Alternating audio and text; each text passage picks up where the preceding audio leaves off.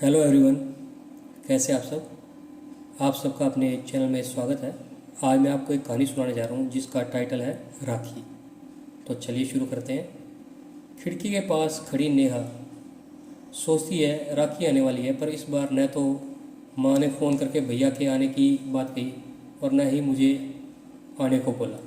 ऐसा कैसे हो सकता है। हे भगवान, सब ठीक हो। अपनी सास से बोली, माँ जी मुझे बहुत डर लग रहा है, पता नहीं क्या हो। मुझे कैसे भूल गई इस बार। आगे से सास बोली, कोई बात नहीं बेटा, तुम एक बार खुद जाकर देखो। सास की आज्ञा मिलने भर की देरी थी। नेहा अपने पति के साथ मायके आती है, परंतु इस बार घर के अंदर कदम रखते ही सब कुछ बदला हुआ महसूस होता है। पहले जहाँ उसे देखते ही माता पिता के चेहरे खुशी से खिल जाते थे, इस बार उन पर परेशानी की झलक साफ दिखाई दे रही थी। आगे भाभी भी उसे देखते ही दौड़ी चली आती और प्यार से गले लगा लेती, पर इस बार दूर से हल्की सी मुस्कान दे डाली। भैया भी ज़्यादा खुश नहीं थे। नेहा ने जैसे तैसे एक रात बिताई, परंतु अगले दिन जैसे ही उसके पति उसे मायके छोड़कर वापस गए तो उसने अपनी माँ से बात की। उन्होंने बताया कि इस बार कोरोना के चलते भैया का काम बिल्कुल बंद हो गया, ऊपर से और भी बहुत कुछ।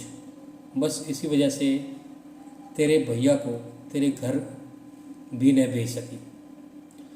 नेहा बोली, कोई बात नहीं माँ, ये मुश्किल दिन भी जल्दी ही निकल जाएंगे, आप चिंता ना करो। शाम को भैया भाभी आपस में बात कर रहे थे जो नेहा ने सुन ली। भैया बोले, पहले ही घर चलाना मुश्किल हो रहा है, ऊपर से बेटे की कॉलेज की फ़ीस, परसों राखी है, नेहा को भी कुछ देना पड़ेगा। आगे से भाभी बोली, कोई बात नहीं, आप चिंता न करो, ये मेरी चूड़ियाँ बहुत पुरानी हो गई हैं, इन्हें बेचकर जो पैसे आएंगे उससे नेहा दीदी को त्यौहार में दे देना और कॉलेज की फ़ीस भी भर देना। नेहा को यह सब सुनकर बहुत बुरा लगा। वह बोली, भैया भाभी, ये आप दोनों क्या कह रहे हैं। क्या मैं आपको यहाँ तंग करने या कुछ लेने आती हूँ। वह कमरे में आ जाती है। तभी उसे याद आता है अपनी शादी के कुछ समय पहले जब वह नौकरी करती थी तो बड़े शौक़ से अपनी पहली तनख्वाह लाकर पापा को दी थी, तो पापा ने अपने पास ही रख ली और बोले कि नहीं बेटा, फ़िलहाल इसे आप अपने पास रखो और बेटा ये पैसा मुश्किल वक्त में काम आएगा। इसके बाद वह हर महीने अपनी सारी तनख्वाह बैंक में ही जमा करवा देती थी। शादी के बाद जब भी मायके आती तो माँ उसे पैसे निकलवाने को कहती, पर नेहा हर बार कहती अभी मुझे ज़रूरत नहीं है, पर आज उन पैसों की उसके परिवार को ज़रूरत है।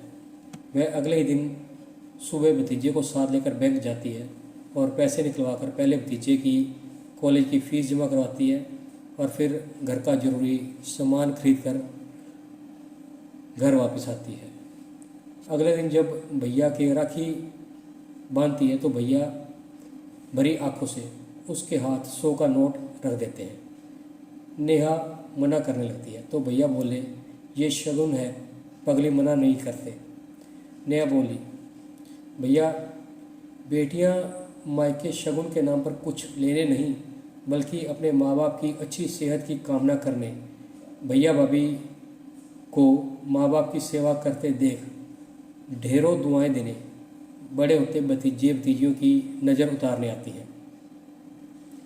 जितनी बार मायके की दहलीज पार करती हैं, ईश्वर से उस दहलीज की सलामती की दुआ मांगती हैं। जब मुझे देख माँ बाप के चेहरे पर रौनक आ जाती है, भाभी दौड़कर गले लगाती है, आप लाड़ लड़ाते हो तो मेरा शगुन मुझे मिल जाता है। अगले दिन नेहा मायके से विदा लेकर ससुराल जाने के लिए जैसे ही दहलीज पार करती है तो भैया का फ़ोन बजता है। उन्हें अपने व्यापार के लिए बहुत बड़ा ऑर्डर मिलता है और वे सोचते हैं कि सचमुच बहनें कुछ लेने नहीं बल्कि कुछ देने आती हैं। मायके और उनकी आंखों से खुशी के आंसू बहने लगे।